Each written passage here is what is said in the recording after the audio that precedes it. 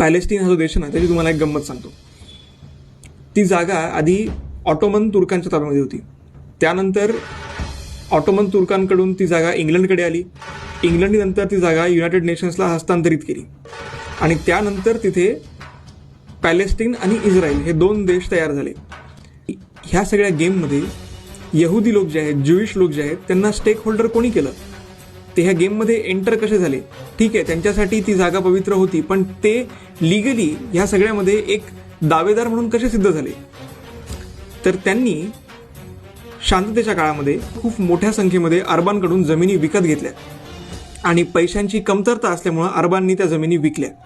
हा नकाशा बघा. या नकाशामध्ये जमिनीचं तुम्हाला पर्सेंटेज दिसतंय की किती % अरबांकडे आहे, किती % ज्यूइश लोकांकडे आहे आणि किती % गव्हर्नमेंटकडे आहे. याचा अर्थ काय की सिग्निफिकंट प्रपोर्शन ऑफ लँड जर का एका कम्युनिटीकडे असेल, एखाद्या ऑर्गनायझेशनकडे असेल, तर त्याच्या जोरावर भविष्यामध्ये ऑलरेडी एक वेगळा देश क्रिएट झालेला आहे. आता तुम्हाला सांगतो, भारत सरकारनंतर सगळ्यात मोठी ऑर्गनायझेशन जी लँड ओनर आहे ती आहे वक्फ बोर्ड. ही गोष्ट तेवढी साधी सोपी नाहीये.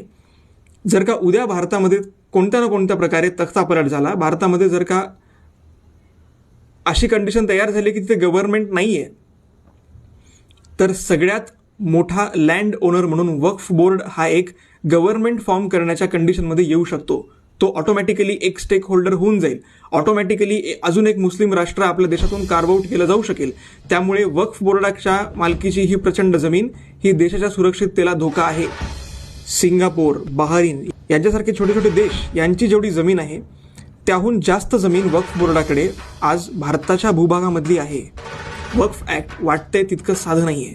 जे लोक वक्फकडे असलेल्या एवढ्या मोठ्या प्रचंड जमिनीला जस्टिफाय करायचा प्रयत्न करतायत ते लोक काही असू शकतात, पण देशभक्त असू शकत नाही.